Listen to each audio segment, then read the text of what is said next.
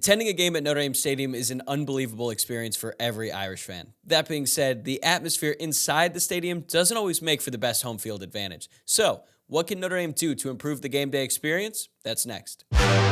You are Locked On Irish, your daily podcast on the Notre Dame Fighting Irish. Part of the Locked On Podcast Network, your team every day.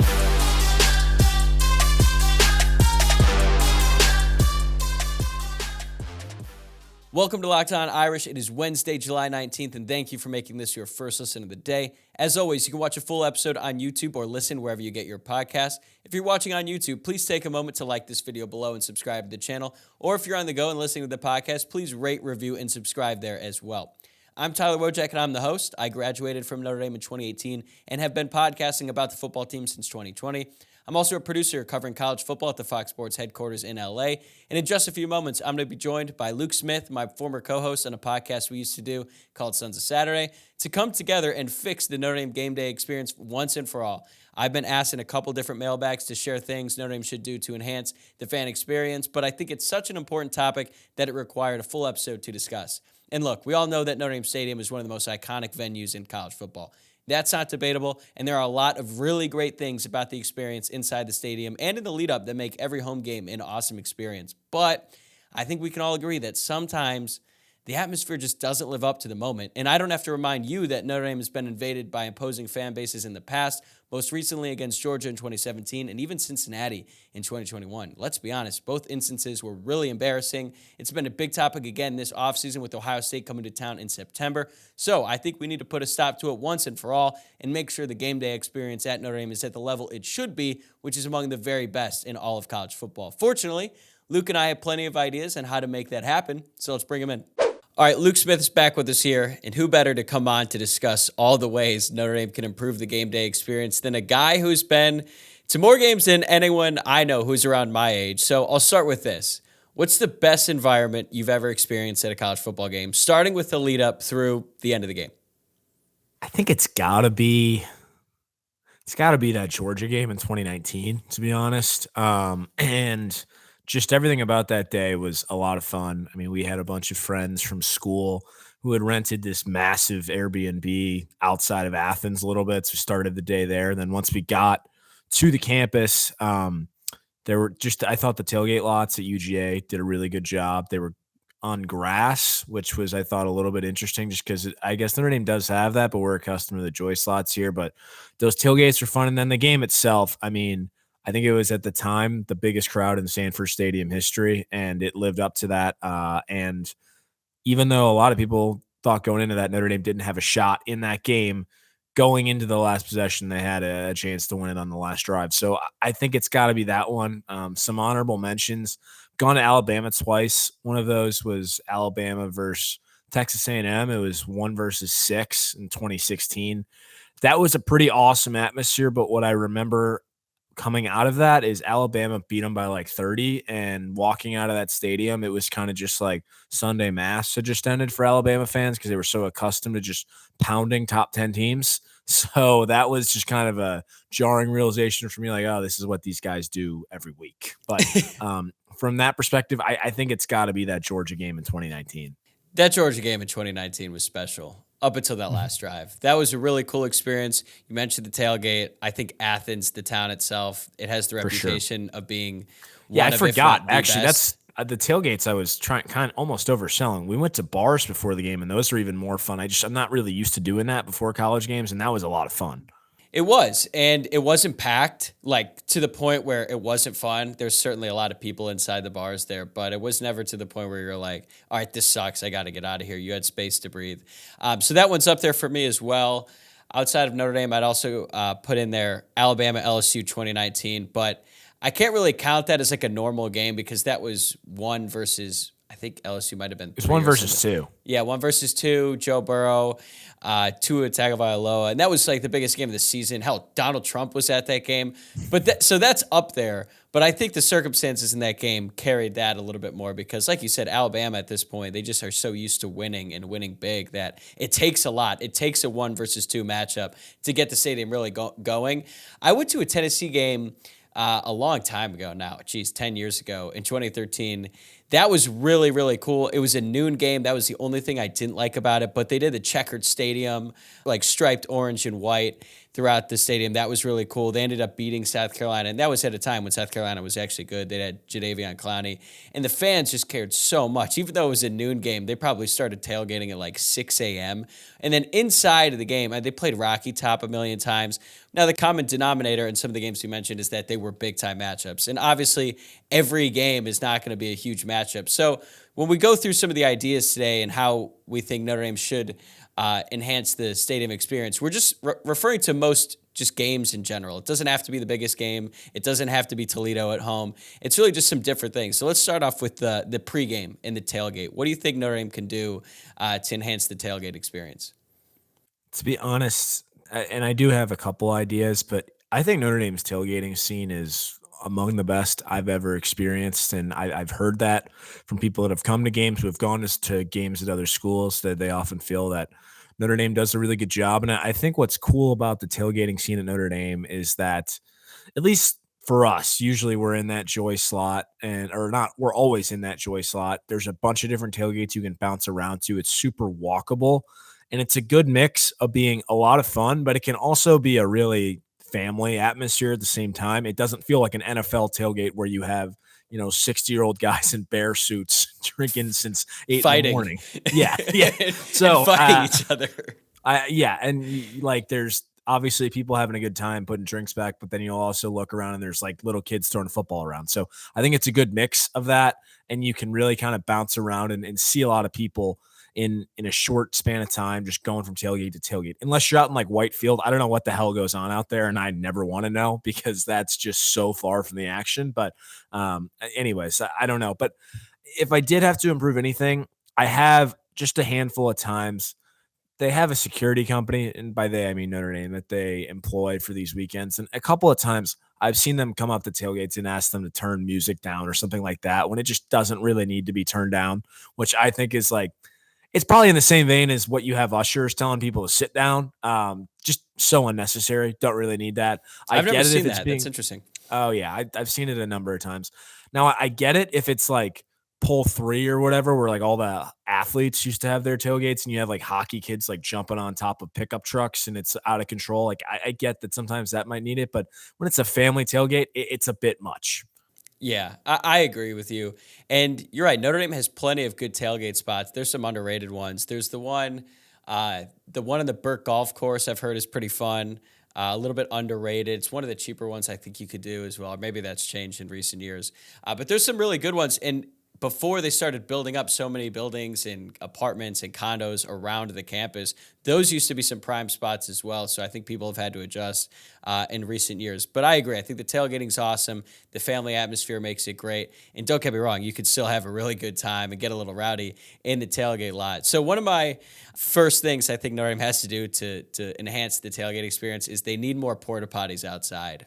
The lines are always long, especially when you get close to game time. It's almost absurd. And you kind of, if you really got to go, sometimes it's worth it to just kind of be an asshole and cut the whole line, because, hey, if you got to go, you got to go. And there's just not really enough. And the whole secret about going inside the Joy Center, the secret's out. Everyone knows about that now. So now there's lines, and even the idea of going in there to get AC, it's so packed in there now on every game day that you can't even do that. Or sometimes you need to go in there to warm up because it's so damn cold outside. But I think that they need to add more porta potties. And based on what I've seen at the last few games that I've been to, there's plenty of space. Like, not every single parking spot is full. So there's room for more porta potties, and I think they could seriously use them. That's an excellent point, because I think that's critical, especially in the Joy slot, because it is so close and that's where we are. But there's this tailgate lot that it's in front of where my family's condo is. And I'm not going to say where that is, I don't want to give my location up, but there is this lot, and I can't tell you how many times a family member of mine has walked out of the door to somebody just peeing in this back corner outside of our door, basically. And I mean, my mom has lost it on a number of people, which, as she should, like, my lawn, basically. What are you doing? You can't just piss out here. But and then when you complain to the people that run the lot, they don't do anything. So I don't know. Like, I'm not obviously advocating for more public urination tickets or anything like that, but we got to solve this issue somehow just across South Bend. Yeah, we don't need people out there handing tickets, just give them more places to pee. I think it's really that simple. You could throw some more porta potties in there along Twickenham Road. This next one goes back to your security point. I don't know if it's still an issue because I haven't been a student in 5 years and I haven't been an underage student in even longer. Does excise police still patrol the tailgates, even the ones on campus? Because that used to be a thing when we were at Notre Dame, especially when we were younger. And if you're unfamiliar, excise police is basically a unit of Indiana State Police, and literally their only jurisdiction is basically busting underage kids for alcohol and tobacco sales. And there are big problems around the bars in downtown South Bend. But I remember when I was younger and I was underage that there was always this fear that excise police would be working undercover and could come up to theoretically any tailgate and bust you for underage drinking. So that was a fear back then, but I don't know if that's still a thing. You're obviously on campus a little bit more than I am. Even though you're of age, do you ever hear about that anymore? I think they were paid off pretty significantly to stop coming and stop being a nuisance. So I don't think that happens anymore. But yeah, I mean, those guys are a joke. They're Paul Blart Mall cops, but whatever. Exactly. And I'm glad that they figured that out because that was ridiculous. Yeah. This episode of Locked On Irish is brought to you by LinkedIn Jobs. These days, every new potential hire can feel like a high-stakes wager for your small business. You want to be 100% certain that you have access to the best qualified candidates available. That's why you have to check out LinkedIn Jobs. LinkedIn Jobs helps you find the right people for your team faster and for free. Personally, I was the beneficiary of a LinkedIn Jobs post a couple years ago. In between working at ESPN and Fox, I found a job opening at a production company called Religion of Sports on LinkedIn Jobs, and they made it easy to contact the hiring manager, learn more about the role, and eventually I got the job. LinkedIn also makes it incredibly easy to create a free job post on LinkedIn Jobs. All you have to do is add your job in the purple hashtag hiring frame to your LinkedIn profile to spread the word that you're hiring. Simple tools like screening questions make it easy to focus on candidates with just the right skills and experience so you can quickly prioritize who you'd like to interview and hire. We all know hiring people can be time-consuming, but adding the right team member can be invaluable to your business, and LinkedIn Jobs make it easier than ever. It's why small businesses rate LinkedIn Jobs number one, delivering quality hires versus leading competitors. LinkedIn Jobs help you find the right qualified candidates you want to talk to faster. So post your job for free at linkedin.com/lockedoncollege. That's linkedin.com/lockedoncollege to post your job for free. Terms and conditions apply. But I think that's enough for the pregame experience. Let's get to the actual game. You're in the stadium, you're at your seat, and now we have to figure out a way to make this atmosphere a little bit better inside Notre Dame Stadium. What's the first thing on your list? As you touched on, they've already taken a pretty big first step in replacing DJ Sticky Boots with, I don't know what this guy's name is, but all that matters is that guy was gone because he was an absolute disgrace the last 2 seasons, and I really hope to never hear his name again. We got to find the new guy. Yeah, we do. But there are a couple things. Frankly, I don't think the in-game entertainment in general is very good. I think that they have that one girl who just is always – they're always cutting to different people in the stands, do different segments. She's kind of annoying. I'm not really into that, especially when like Notre Dame's struggling with like Stanford in the second quarter. I don't want to see that. I really don't. I think that the obvious answer here, though, and this is something that's probably, I don't actually know how unrealistic it is. I just haven't really heard anything about it. They should start serving alcohol in the stadium. I mean, that's the easiest step one. And I get the idea that you want to maintain it so that it's more of a family atmosphere and it's not an NFL game, but so many colleges are doing it now that there are ways to implement it. Here's the thing. You made a key point there. You said sell alcohol to the public because the thing is Notre Dame serves alcohol to people in the suites. It's all inclusive, beer and wine. So it's not like the university isn't allowing anyone to receive alcohol. It's just the premium ticket holders who are sitting in the suites. So I don't really understand the moral high ground that Notre Dame is sitting on right now and saying, oh, they don't want to sell alcohol to everyone else. I don't know if it's tradition. If they think it's going to cause more incidents in the crowd, there's actually evidence that would suggest that's not true. Ross Sellinger from Sports Illustrated did an article on this a couple of years ago about other schools implementing alcohol sales into their stadium, including some big-time programs like Ohio State and Texas. Ohio State saw a 65% decrease in incidents within the stadium once alcohol was served.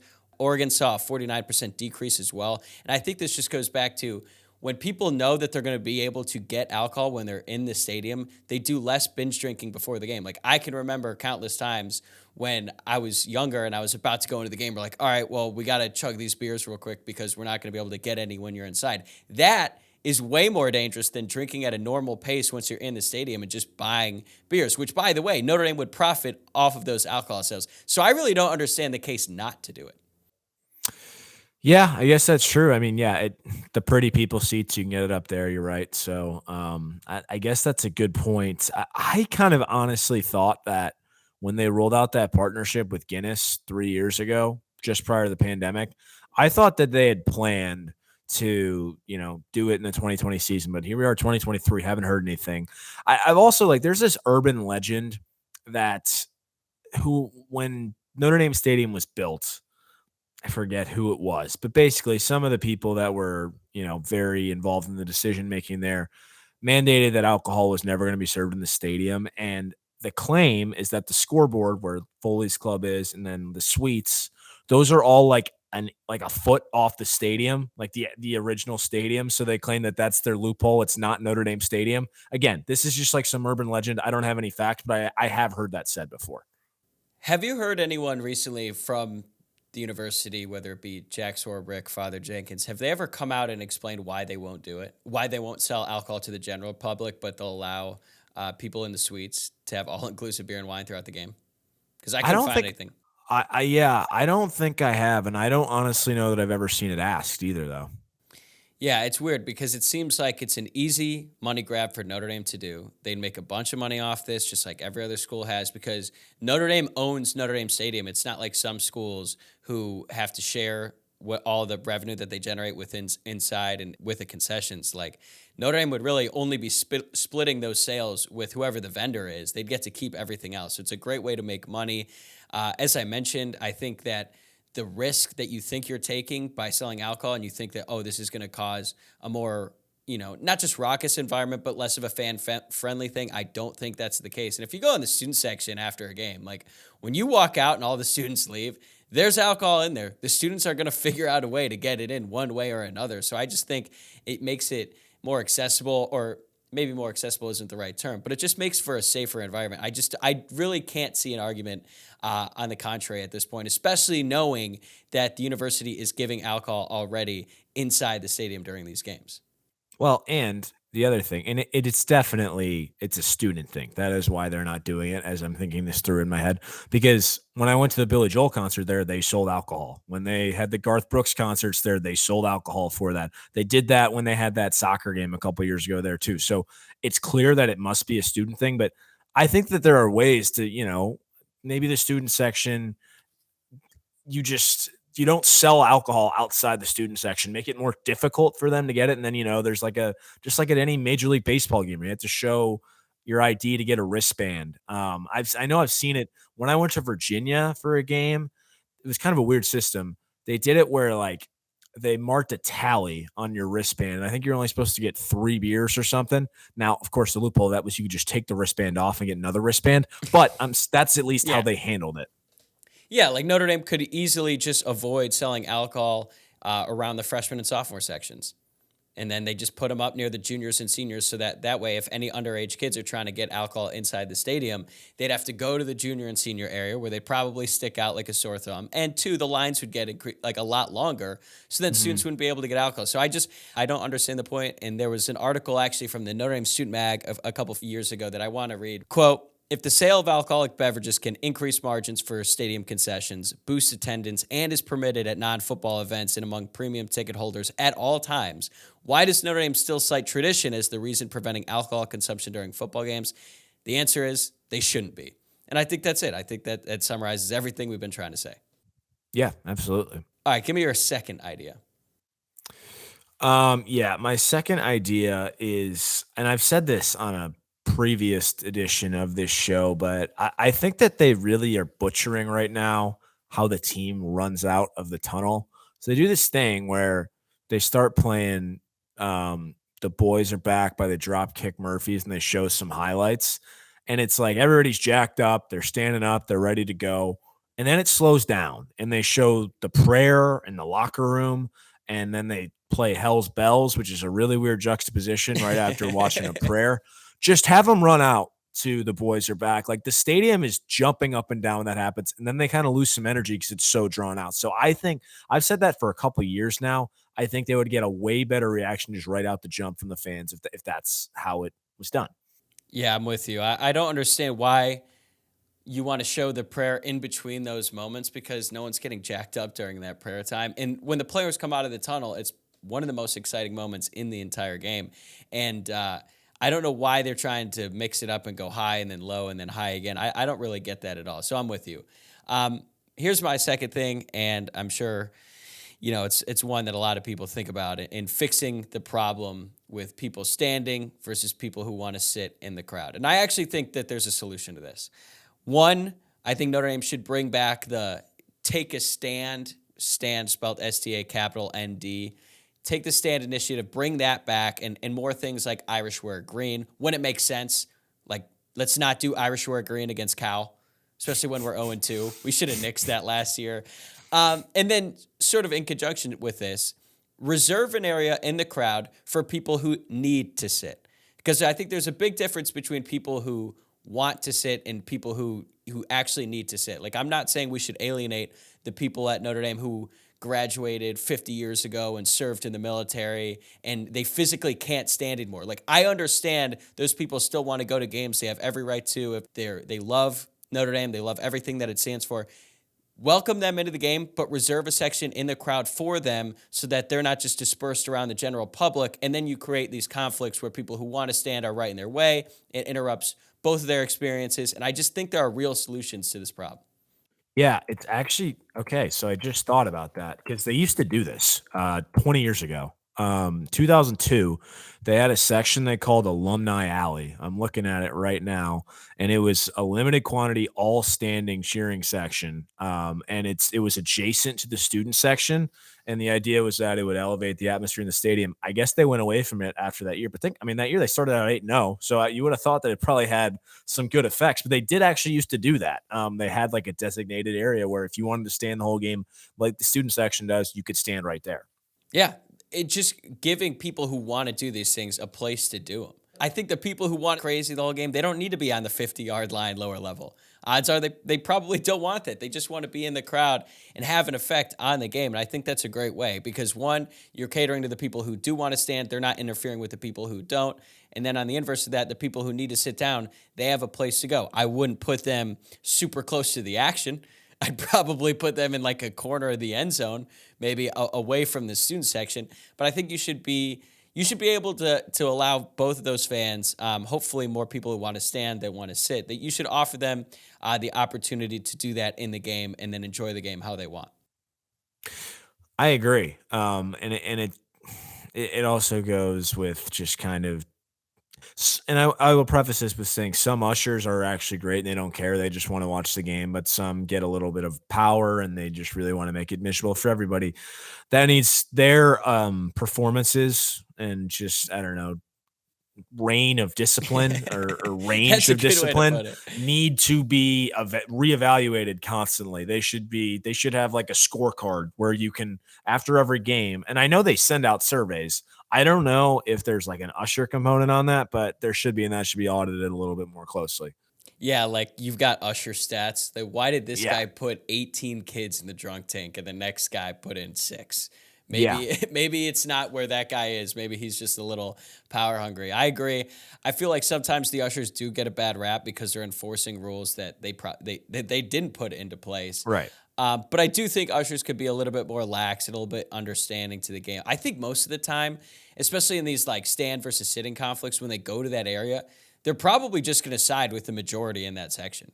Like if they go to an area that's a bunch of old alums who don't want to stand, and then you've got one guy who's cheering and standing up, right, that guy is going to be more likely to get in trouble than if it was in something close to the Alumni Alley. The one person sitting down, if he's complaining, like that usher is not going to go up and be like specifically catering to that one person if everyone else in that section wants to stand. So that's not the usher's fault. That's just the way that the stadium works and operates right now and the way people sit. Yeah, and that probably just goes in hand with everything else that's wrong with that school and just some of the archaic rules it has, and just anyways. Do you know Uh, do you know why they stopped doing the Take a Stand initiative? Do you remember that? I think it started in 2012. And again, undefeated regular season. You would think that they'd continue that. yeah, I think they do this thing now where instead on third down they say it's like some scared little kid's voice, and it's like, "Are you scared?" I think that took the place of take a stand. So that was really genius stuff from whoever's idea that was. I think that's gone with DJ Sticky Boots. It better be. It better be. All right, what's next on your list? So they kind of already do this, but I still think that there needs to be just a better job. Like the opposing fan section is up in the one corner of the end zone, but sometimes you'll see them scattered throughout, especially like I think we saw that a lot in the Georgia game, the Cincinnati game. And this goes back to just being better about tickets and who's getting them, but stick them all up in just like a corner, and so that we don't have to see them. And this is going to go to my next point. I know that Notre Dame prides itself on they want to be really hospitable and they want everybody to have a great time. And largely, I agree with that. However, when somebody like Ohio State or Michigan comes down, I want those people to have a terrible time. I like if they ask you where the bookstore is, point them to Duck Island. Like I don't want those people don't deserve any hospitality whatsoever. I want like think about when I went to Miami in 2017, I thought I was going to get killed. Okay. You don't have to be that harsh, but just be a okay. I don't want these people to have a good time. Like the most embarrassing thing ever was when Georgia had the best time ever. And then we took an ad out of the paper thanking them for how great we had a time down there was in 2019. Like, can we just stop being so proper? I don't know, let loose a little bit. I forgot about the ad, the paper. Yeah, those are some embarrassing days. That Cincinnati one was so bad. Georgia, you could at least understand. Like I could tell on Thursday of that week that it was going to be bad on Saturday. I was walking from class. There were grown men Georgia fans in the student section. Yeah, there were fans on campus from Georgia. They got there on Wednesday, dude. I was like, what are you guys doing here? Weird days. They probably started tailgating Thursday afternoon. They were tailgating earlier than most of the students probably at Notre Dame. So You know that book that guy wrote about he spent the season in an RV. yeah, following Rammer the Jammer, Alabama. Yellow Hammer. Yeah, I I read think that. that was like all of those fans. That's what they do every year because they were there by Wednesday. Yeah, that was Alabama. This is Georgia, but pretty similar in terms Yeah. of population there. All right, let's just stay on the topic before we get to other ideas. What do you think Notre Dame can do to prevent opposing fans from getting into the stadium? Because it's going to be a big topic again this year with Ohio State.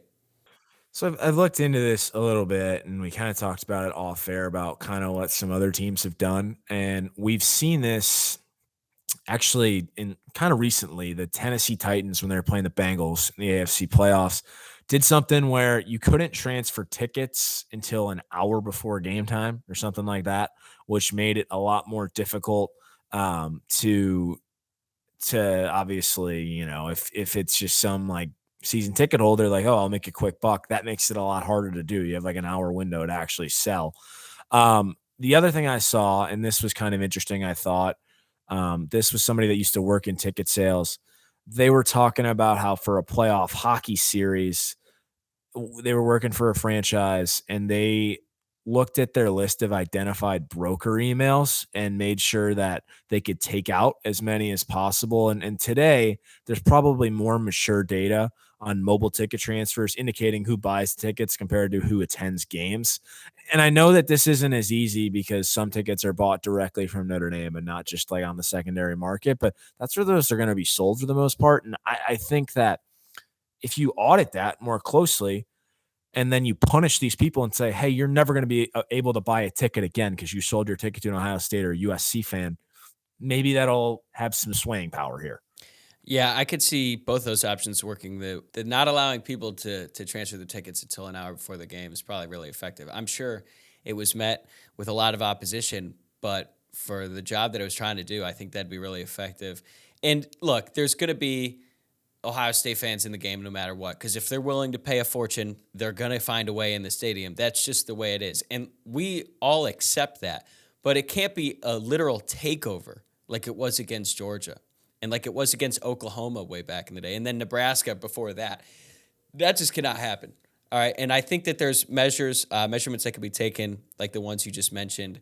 I think that there should be a vocal effort from the people in the university to encourage people to not sell their tickets. And to Swarbrick's credit, they're doing that now. Like Swarbrick has said, this is an issue. We're trying to address it. We're encouraging fans to not sell their tickets, especially to Ohio State fans. I don't remember that being a thing before the Georgia game. I think that the university was a little bit caught off guard by just how many Georgia fans made it. But I do think that the university has taken some steps this season to prevent it from happening again. Yeah, and they were coming off a 4-8 season, so there was that too. That's true. The vibes were not exactly killer at that point in time.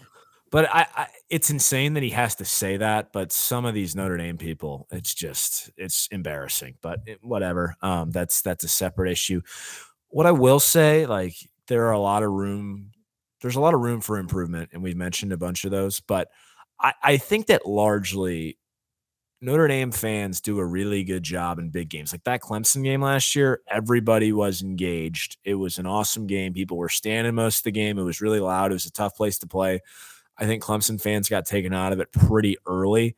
And like you alluded to earlier, when we go to these big games, like I doubt when Georgia plays Sanford or even like, I don't know, South Carolina Kentucky, at home, it's that crazy. Yeah, it's just not going to be that crazy. So you have to remember that always. But what we can't have is like a game like Stanford where I literally thought I was at a funeral. It was just so quiet in there, so dead. There wasn't any energy at all, and that reflected on the field even more.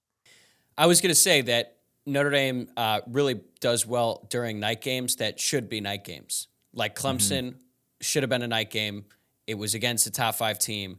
And in those types of games, the fans usually deliver. The Stanford game was a little bit different because Stanford was horrible.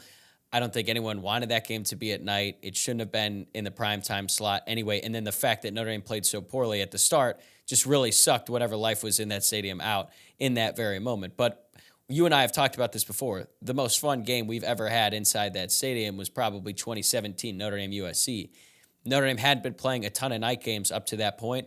That was awesome. And I do think that some of the fans who want to sit, who aren't in it to be that hostile or to really make an impact on the actual game, I think mostly those people are turned away by night games because they know the crowd. They know that people have all day to drink. So, and I will say that, like, since the Campus Crossroads Project especially, and even before that, going back to like 2011 when they changed a bunch of things prior to that USC game and then laid a dud, Notre Dame has done a lot to improve the stadium experience and the atmosphere and all that over the past decade. They just move pretty slow, especially compared to a lot of other programs. They move at the speed of a glacier, basically, when it comes to making these enhancements. And Marcus Freeman says all the time, enhance everything. It's like become the motto of the program. And I think that same message could apply to the stadium and making it the best atmosphere it could be. Definitely. They definitely have done a great or a concerted effort to make it better. At some level, it's just up to the people that actually show up and buy the tickets to enhance it on their own as well. Yeah. I've got one more, and it involves the players. At first, I was going to say allow the players to pick the playlist inside the stadium. Then I thought about that, and I was like, especially with some of the music now that's popular among Gen Z, I'm out on that. However, I think that players should have a say in the songs that are played in specific moments in the game. A big third down when Notre Dame's on defense. Red zone. In specific spots, I think that the players, when we need the players to be as hype and as locked in as possible, I think that they should have a say in those moments. But I also understand that Notre Dame doesn't want to let the team pick the entire playlist because I don't know how many old alums in that 80,000 group that's inside Notre Dame Stadium. I don't know if they're going to love Future and like Lil Uzi Vert playing at every possible moment throughout the game. But I do think the players should have a say. Yeah, I agree. My only fear is that those guys actually like the "Are you scared" thing. I don't think so, dude. I really hope not. I have more faith in our guys than that. All right, we went a little bit long here. Did we cover everything we needed to? I think so. All right, well, there you have it. If you're listening to this and you have some more ideas that we might have missed, send them our way on Twitter, Instagram, in the YouTube comments, whatever you prefer, and we'll revisit them the next time Luke comes on. Until then, Luke, thanks as always, and I'll talk to you soon. Thank you.